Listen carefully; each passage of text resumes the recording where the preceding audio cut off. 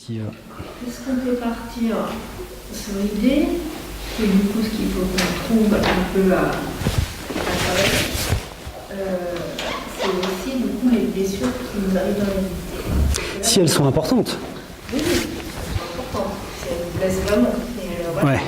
C'est-à-dire qu'on peut partir de C'est ça. que ça, on a envie de modifier et qu'on a cherché à l'intérieur de nous. Exactement. Déjà, accepter la blessure comme étant utile et nécessaire. Et pas illégitime. Et cette blessure va mettre en résonance une partie à l'intérieur. Donc effectivement, si vous l'intégrez, vous l'acceptez, vous allez pouvoir toucher un système qui est profond et de là voir à quoi il est relié à l'intérieur. Il peut être relié à plein de mécanismes en fin de compte. C'est comme une sorte de fil d'Ariane, effectivement, vous pouvez tirer. Ça, c'est le point de départ. On arrive à tirer comme ça facilement. Non, c'est pas facile, c'est super dur. Moi, j'arrive pas pour tout. Faire de l'auto. Oui, mais j'arrive pas pour tout, mais c'est hyper important de commencer par nous-mêmes. Hein. C'est hyper important. Après, l'auto, il est mis en route par le collectif et la vie de tous les jours. On est projeté dans un monde qui nous met en réaction sur nous-mêmes, hein, de toute façon. Hein. Avec du potentiel et puis des problématiques. Ouais. Je vais un petit peu changer de sujet. On parle d'énergie, on parle d'atome, on parle de ça, on parle de conscience. Est-ce qu'il y a un lien du coup avec plus, on va dire physiquement, le quantique, etc. Comment c'est tout quantique, hein, déjà, pour percevoir une personne et puis en percevoir 100. C'est-à-dire qu'à un moment donné, je me suis demandé où était la réalité, quoi. Ouais, donc après, c'est un calage qu'on a entre nous. C'est aussi ce corps mental, en tout cas d'après moi, qui structure la matière, façonne l'encodage de ce que je perçois de ma propre matière et me met en évidence que autre chose moléculairement d'une autre densité n'est pas moi, en fin de compte. Donc le mental vous individualise, pour prendre un raccourci. Donc la structuration la plus profonde de votre être est une structuration psychiatrique et c'est elle qui définit la densité matérielle. Les personnes qui ont décompensé psychiatriquement, elles ne vivent pas dans le même encodage que le nôtre. Donc elles perçoivent le monde très différemment. Et il est réel, hein, pour elles. Hein. Il est complètement réel. Donc c'est le mental qui gère ça. C'est pas la conscience. La conscience, elle ne fait que suivre l'encodage de fond. Ça, c'est une partie assez difficile, hein, parce que ce qu'on a admis, c'est le mental et l'ensemble de nos pensées. Et en fait, le mental, c'est l'ensemble de notre encodage très profond qui détermine la construction matérielle du monde. Et souvent, le mental, on l'associe à l'invisible, au monde de la pensée, etc. Alors qu'en fait, il y a une action très très tangible dans notre façon de percevoir la matière. Si vous avez un problème psychiatrique quelconque, même la matière, vous ne la voyez pas de la même manière. Ça, c'est important. Hein. Donc la définition du mental, eh bien, elle est énorme en termes de structure de fond et de construction. Ce ne sont pas des choses vaporeuses, les pensées. Elles sont accaparées par un système qui est plus de l'ordre de l'antenne de réception qui vient prendre des vibrations que nous, on va formaliser sous forme de pensée.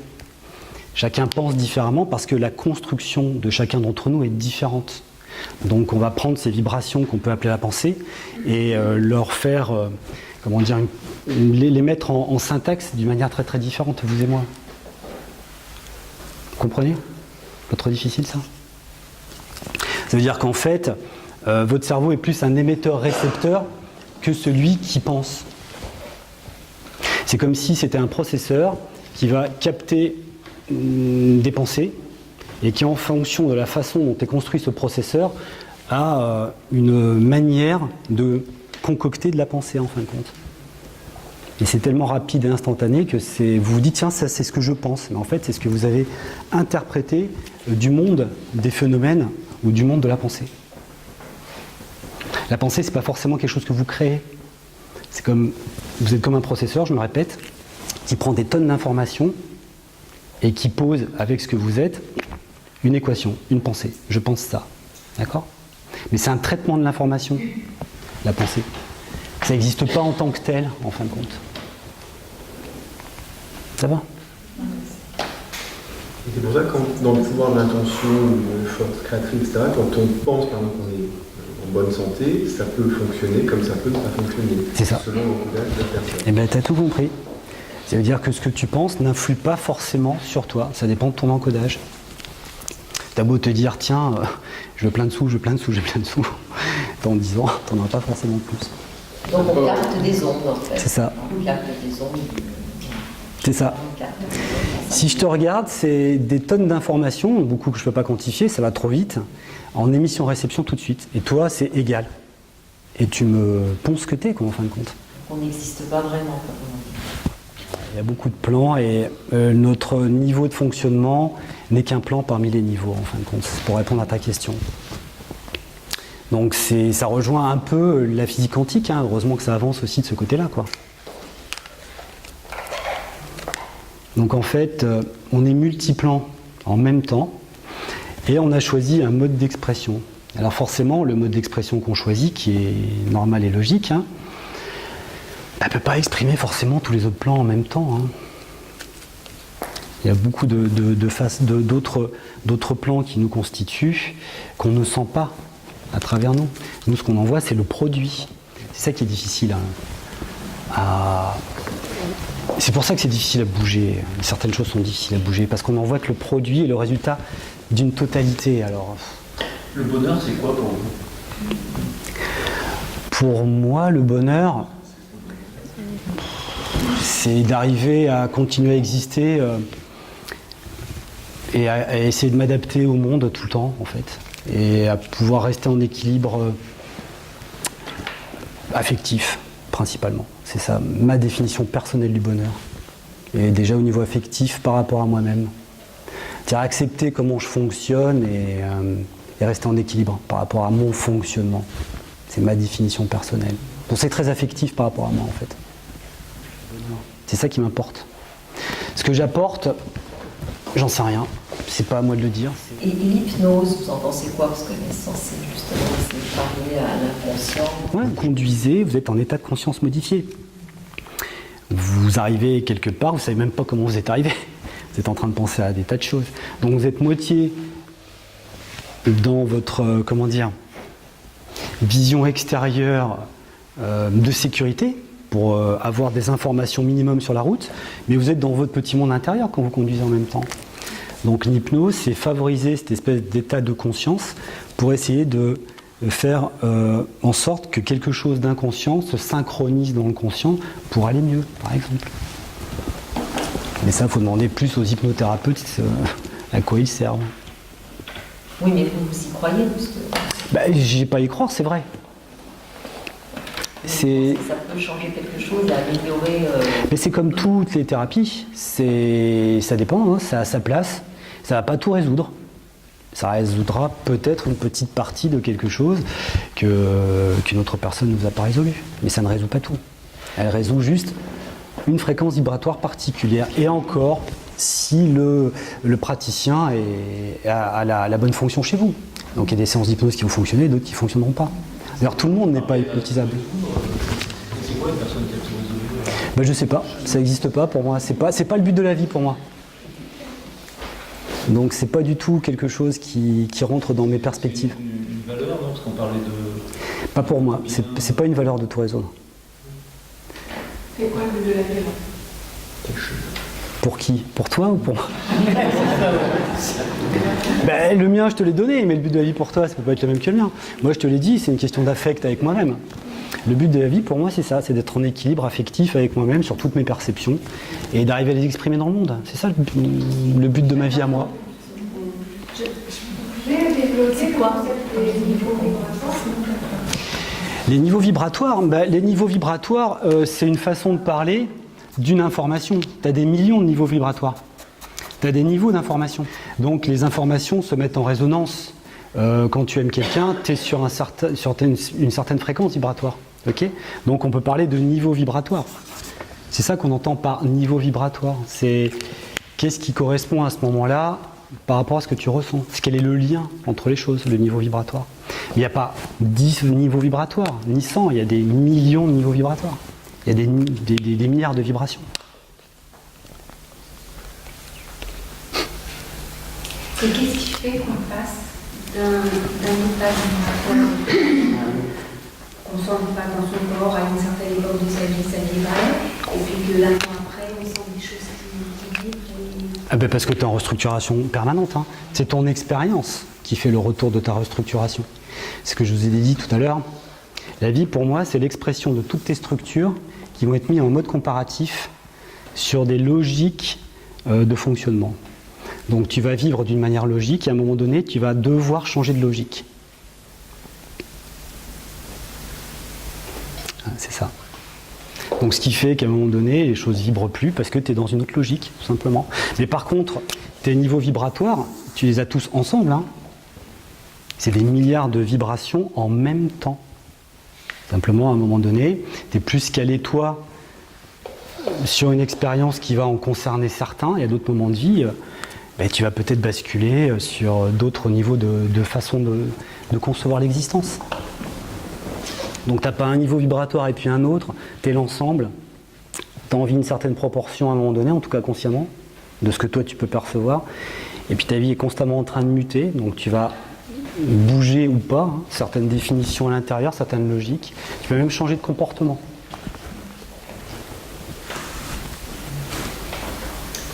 Comment vous pouvez expliquer le clivage rentré dans le foot C'est structure psychiatrique, hein, tu le sais. Hein. Structure de clivage. Ouais.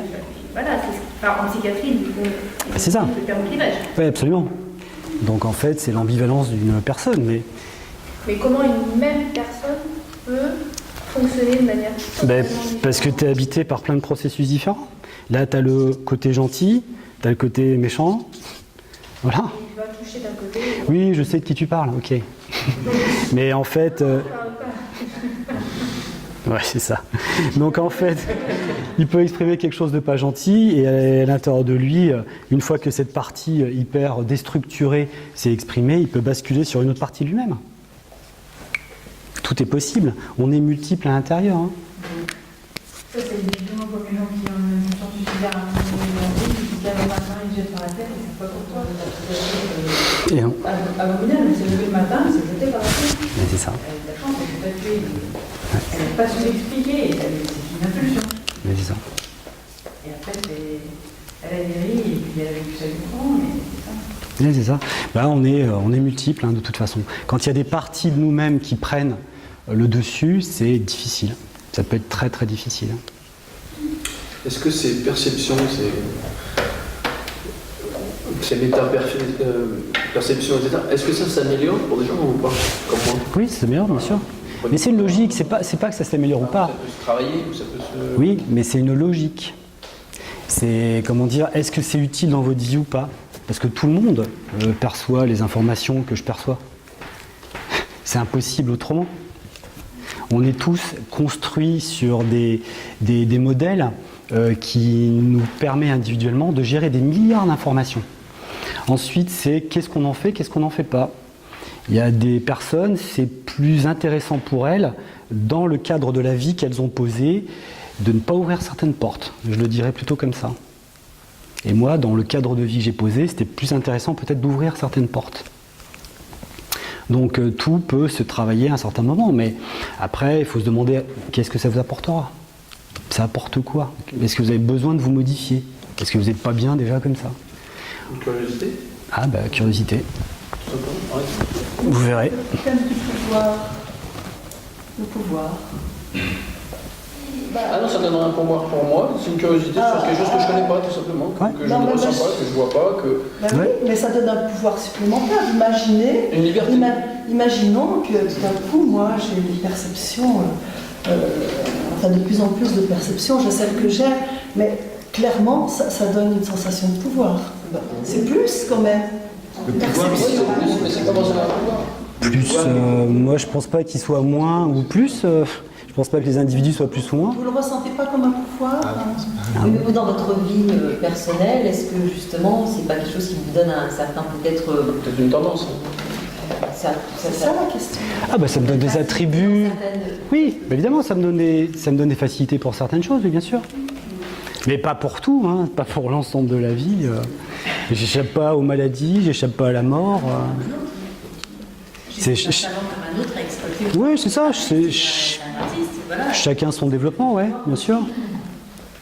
Je me suis pas mis en mode comparaison par rapport aux gens. Je dis vous m'apportez quelque chose, je vous apporte quelque chose. Pour moi, c'est aussi simple que ça. Après, qu'est-ce que vous avez envie de développer ou pas, ça appartient à chacun, quoi. Je sais pas, c'est cette question. Ça vous permet d'éviter des gens qui sont peut-être toxiques pour vous, je sais pas. Mais on n'évite pas tout, parce qu'en fait, il y a une expérience à faire, en fait, compte. D'accord ? Donc, il y a des choix affectifs, il y a des choix qui sont de l'ordre de comment vous êtes construit aussi, et de l'ordre de comment vous allez faire des expériences. Donc, vous ne pouvez pas tout calibrer. Les gens, tels que je les perçois, il y a des parties magnifiques d'eux-mêmes, et puis il y a des choses qui sont plus des poubelles aussi, forcément, on a des parties sombres. Et voilà. Donc je suis obligé d'accepter tout ça. Ensuite, quelle est l'affinité, quel est le lien que je partage avec les gens? C'est comme ça que je me dirige. C'est pas tellement ah ouais, l'autre a des parties obscures, mais tout le monde en a, moi aussi. Je peux pas me fier à ça. C'est quel est notre lien, et notre lien particulier, comment il résonne en moi. C'est là que vous fermez des portes un peu, vous êtes un peu tranquille aussi. C'est là que vous fermez un peu. Oui, mais tout le monde le fait ça. Et quand vous avez passé une journée difficile le soir, vous vous mettez dans votre petit coin sur le canapé, c'est un exemple, tout le monde ouvre des portes et ferme des portes. Enfin, il y a des gens qui ont plus de portes à fermer.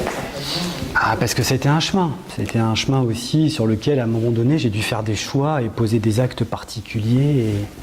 Mais ça, c'est mon histoire personnelle. Et vos séminaires ou vos stages, comment ça se passe ? Je vais regarder dans l'inconscient du groupe et dans l'inconscient de chaque personne quel est le thème qu'on va travailler qui, au mieux, pourrait aider chaque personne du groupe à passer sur une autre logique, en fin de compte, ou à pouvoir intégrer de l'information de manière à faire une mise à jour dont elle a besoin pour réévaluer sa vie, en fin de compte, ou réévaluer le pourquoi elle est venue au stage. Elle n'est pas venue par hasard au stage. Donc c'est ça qu'on réévalue. Il y a combien de personnes ? Bon, ça dépend des groupes. Je ne prends pas des gros groupes. Au-delà de 20, c'est... parce qu'il faut du temps pour chaque personne. Au-delà de 20, c'est un petit peu difficile, quoi. Alors, on a parlé de Marjo.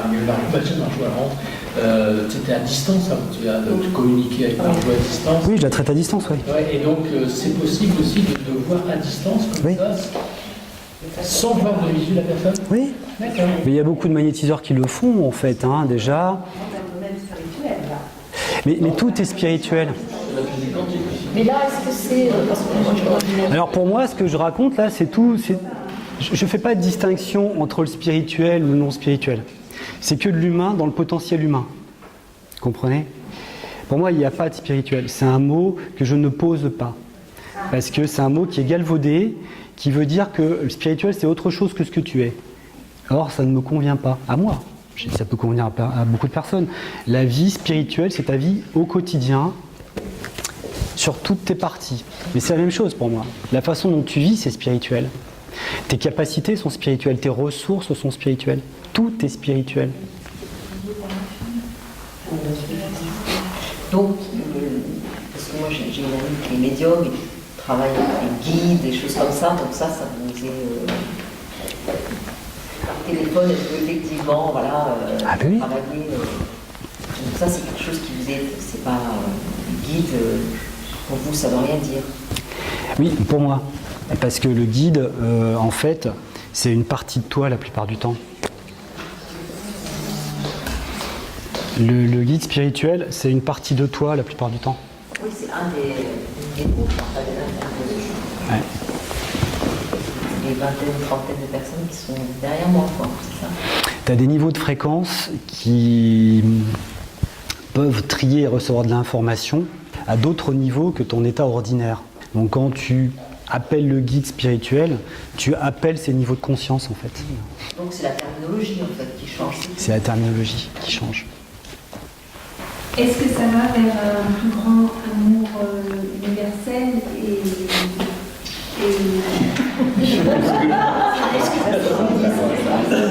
Alors, pas pour moi. L'évolution de l'être humain, c'est pas de... Non. L'évolution de l'être humain, c'est sa réalisation. Donc je ne pourrais pas vous dire que c'est pour l'amour universel. Je peux vous dire que l'évolution de l'humain, c'est pour sa réalisation et individuelle et collective. Et l'amour universel, c'est quel est le lien qu'on est capable de faire, c'est tout. Et alors, pour vous, la réalisation d'un être humain, Mais c'est qu'il arrive à poser sa vraie vie à lui. Et pas la vie que moi j'ai envie pour toi, ou que quelque chose ou un dogme a envie pour toi, en fin de compte. C'est quelle vie, toi, t'es venu poser au monde. Parce que c'est ça qui est intéressant pour le monde. C'est ta vie à toi. Celle que vous posez chacun d'entre vous, c'est ça qui fait le tissu humain. Avec des choses intéressantes et des choses contradictoires, peu importe. Et c'est ça qui est intéressant. C'est pas que tu fasses la vie que quelqu'un attend de toi, auquel cas, si tu es ici et que cette personne est là, elle te dit non, non, non, c'est comme ça qu'il faut voir les choses tout le temps, tout le temps, tout le temps, tout le temps, alors tu vas infléchir sur ta trajectoire et d'autres êtres humains vont infléchir sur leur trajectoire et vous allez, du coup, vous allez créer une zone d'ombre dans votre propre vie. Ça, c'est perceptible, hein, du coup. Tu as des parties de toi qui sont non habitées par toi-même. Et je sais qu'il y a donc des parties qui ont infléchi sur le desiderata des autres. Donc quelque part, il y a des parties que tu as abandonnées, entre guillemets, hein, au profit de mettre de l'énergie collective dedans. En fait. C'est que ça peut te servir momentanément de fonctionnement intéressant pour toi, parce que tu n'as peut-être pas d'autre solution, donc tu vas devoir te plier à la solution de quelqu'un d'autre. Okay.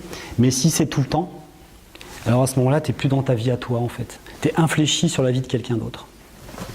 Et c'est une expérience, hein. C'est une expérience de savoir qui comment d'abord. Hein.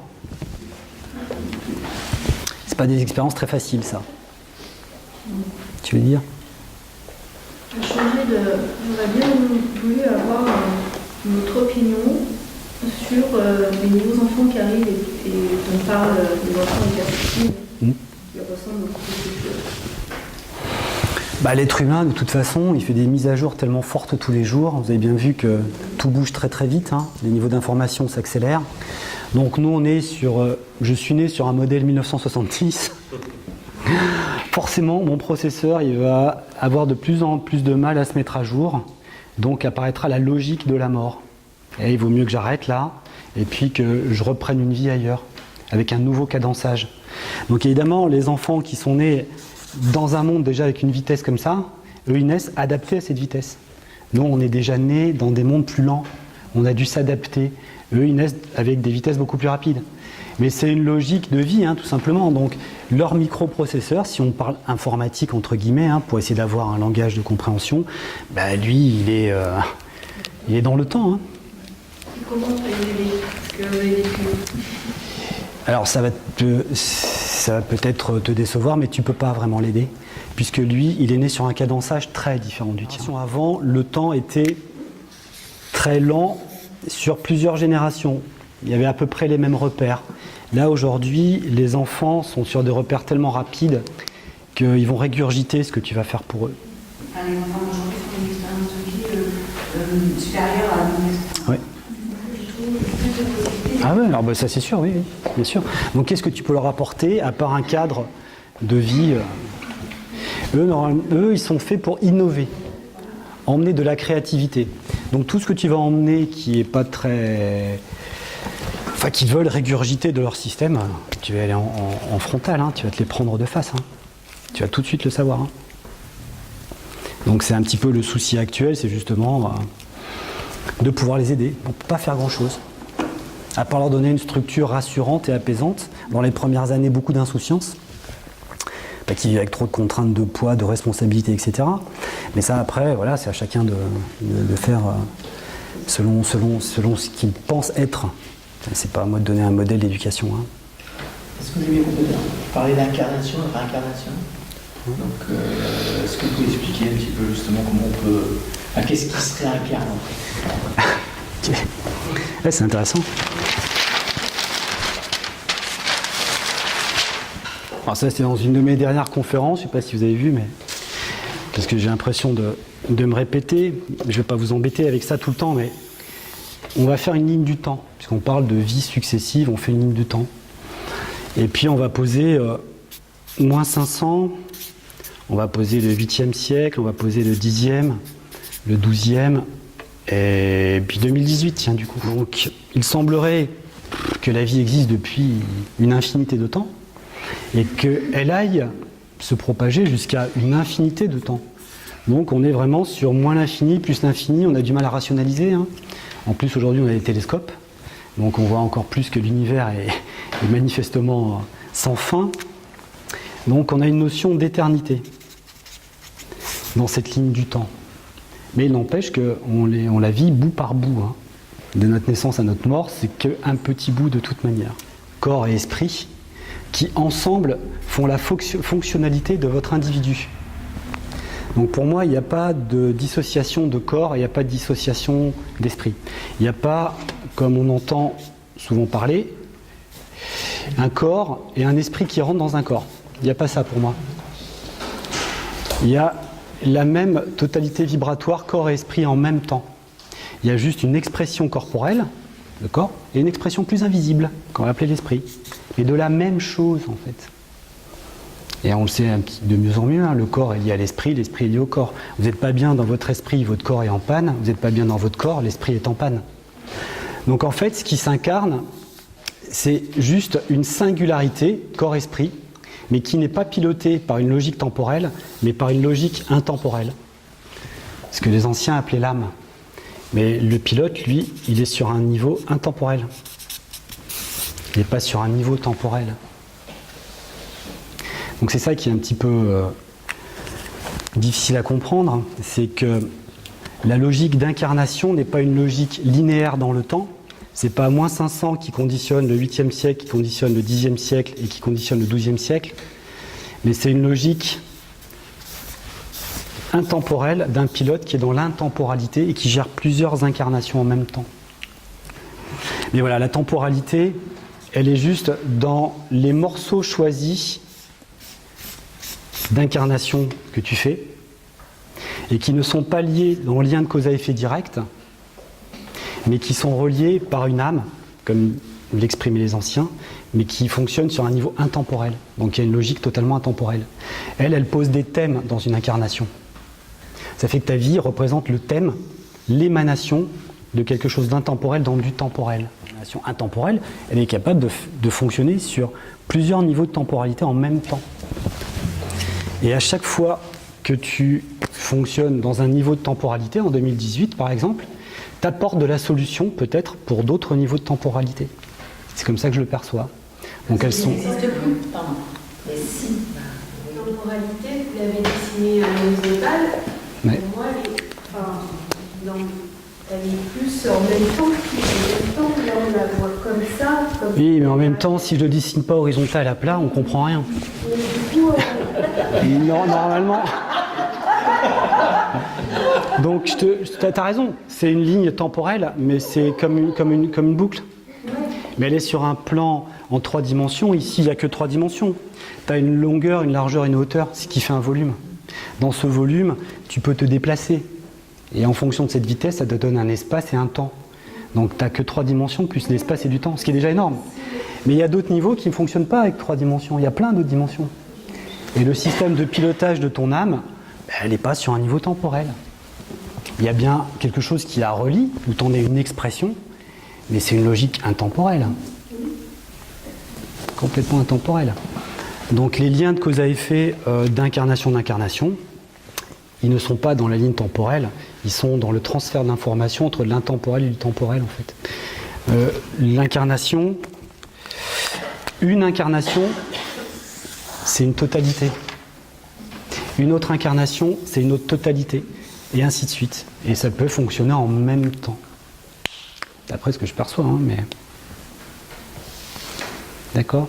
Donc c'est pas parce que tu es super gentil au 8e siècle que tu vas être méga gentil et t'es dédouané de tout problème au 10e. Hein. Ça fonctionne pas. Vous avez déjà assez d'expérience pour être, je sais pas moi, à la place du Dalai Lama si vous vouliez. Mais c'est pas du tout dans la logique de ce que vous incarnez. Vous incarnez une logique. Vous venez solutionner quelque chose. Vous venez solutionner quelque chose qui dépasse la temporalité, à mon avis. Vous venez solutionner d'autres parties qui sont en panne quelque part. oui, on résout des choses dont on a à peine, qu'on ne peut pas en conscience. Et non, parce qu'au XXIe siècle, tu n'as pas du tout les mêmes niveaux d'énergie, les niveaux de compréhension, les niveaux d'information que tu as en moins 500.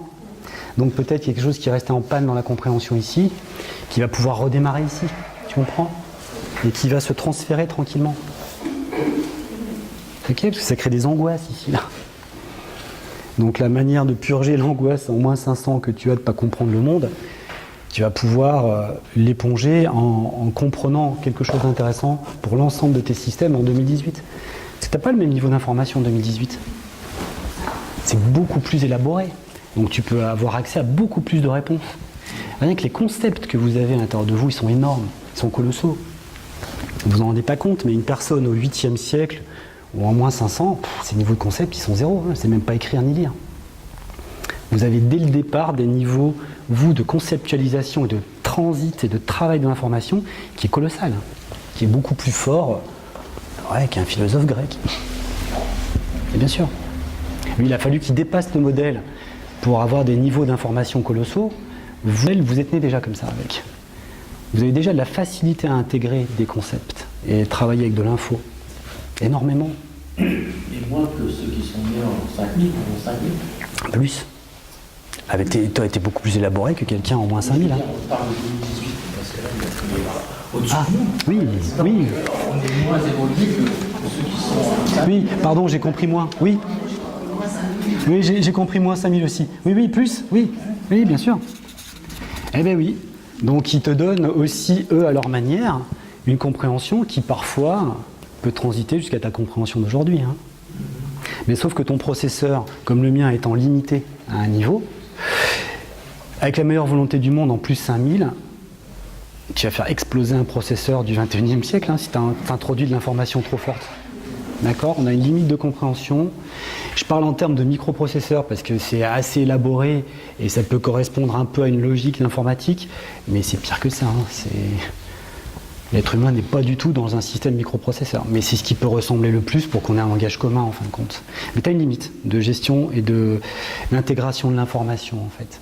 Donc quand tu reçois de l'information venue d'autres espaces-temps dans le futur, bah, t'en tires que ce que tu peux là tout de suite en 2018. Hein. D'accord ? Il y a une entraide du système. Donc les bouddhistes avaient raison, en tout cas Bouddha, quand il parlait de ça là en fait. 8e siècle, moins 500 par exemple, 8e siècle, 10e, 12, 14e siècle, 2018. Ça fait bien une roue d'incarnation, avec au centre l'intemporel. Simplement, ils ont oublié de poser l'intemporalité dans le système. Donc tu as l'impression que c'est un lien de cause à effet juste temporel. Et en fait, que compte non. Là, tu l'as bien la roue, avec l'intemporel et le moyeu de la roue. C'est le pilote qui dirige tout le système. Il est dans un système intemporel. Donc cette roue, si tu veux, voilà plutôt comme un cône, quoi. Et c'est pas sur le même plan. Donc la roue des incarnations, elle est bien vraie, ouais. Mais l'explication, elle est passée à la trappe depuis des siècles, en fin de compte. Parce que ça, il y en a d'autres qui l'ont expliqué avant moi. Hein. Donc voilà, le petit tour dans la temporalité et l'intemporalité qu'on a pu faire, si ça peut t'aider. Est-ce qu'il y a d'autres personnes que tu as rencontrées qui ont le même niveau de... Oui, j'en ai rencontré quelques-uns, ouais. Donc tu arrives à dialoguer facilement sur tous ces concepts-là. Oui, exactement. Sachant qu'après, ce qui va être intéressant, c'est comment moi je pose mon expérience et comment eux posent la leur. Elle est très différente, tu comprends ? Ça veut dire qu'en fait, on n'a rien conceptualisé. C'est juste, on peut dialoguer sur certaines choses au niveau des perceptions, mais finalement, chacun va poser de toute façon sa vie à sa manière, hein, parce qu'il est venu poser quelque chose de particulier. C'est là où l'ensemble des personnes que tu rencontres, elles peuvent t'aider, et pas une. Parce que peut-être que celui qui l'a posé comme ça va plus t'aider que celui qui l'a posé comme ça, etc., etc. Pour le même niveau de perception. Donc ça veut dire que la perception n'est rien. Vous comprenez ? C'est qu'est-ce que vous avez intégré en termes d'information et qu'est-ce que vous posez derrière. Enfin, nous tous, on réagit sur le même modèle. Hein. Qu'est-ce qu'on pose tout le temps au quotidien ? C'est-à-dire la cohérence. C'est une question de cohérence. Ah, après, il vaut mieux chercher de la cohérence. Mais ça, c'est pas évident à trouver de la cohérence. Et parce qu'on a des structures, malgré nous, qui sont rodées à une certaine compréhension, et dès qu'il y a une autre compréhension, bam ! Et au bout d'un moment, on se familiarise et elle finit par rentrer, cette idée. D'accord ? Ça veut dire que les niveaux d'information, en fait, ils peuvent être telles qu'ils sont le lundi et le vendredi, avoir complètement muté, mais ça va dépendre de comment tu as intégré de l'information ou pas. Et dans n'importe quelle vie, on intègre tout le temps l'information.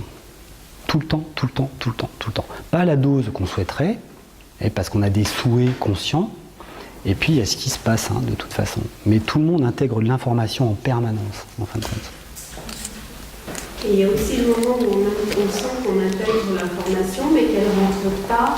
Je parle de cohérence, on a un problème de cohérence, c'est-à-dire qu'on n'arrive pas à l'appliquer à notre vie quotidienne, dans nos faits et gestes, dans notre manière. C'est-à-dire que c'est comme s'il y avait des parts de nous qui n'arrivaient pas à l'intégrer. Oui, c'est ça. Eh bien, il faut dialoguer avec les parts qui n'y arrivent pas. Et après, tu sauras si, au définitive, l'information que tu voulais intégrer, elle était intéressante pour toi ou pas. Parce qu'il y a des informations qui ne sont pas intéressantes pour toi. Ouais. Donc, tu vas buter dessus, tu ne vas pas pouvoir les intégrer tout le temps parce que elles sont pas forcément intéressantes. Et qu'est-ce que l'intuition pour toi? C'est une sorte de petit déplacement dans l'espace et dans le temps, parce que tout le monde le fait, ça. Là, tu es là tout de suite, à l'heure H, il y a une partie de toi qui tourne avec un système dans le passé, d'accord? Puis il y a une partie de toi qui cherche dans le futur, tout le temps, à élaborer quelque chose pour prévenir, en fin de compte. Donc, si tu as des gardiens plus ou moins, entre guillemets, paranoïdes, tu vas être plus ou moins intuitif ou médium. Il y a beaucoup de parts de la médiumnité qui se développent si tu as une partie angoissée. Si tu as une partie de toi qui est angoissée, tu vas plus facilement aller chercher dans le temps, dans le futur, pour essayer d'avoir de l'information pour te désangoisser. Là, tu développes inconsciemment de la médiumnité, par exemple. Je suis bien placé pour le savoir.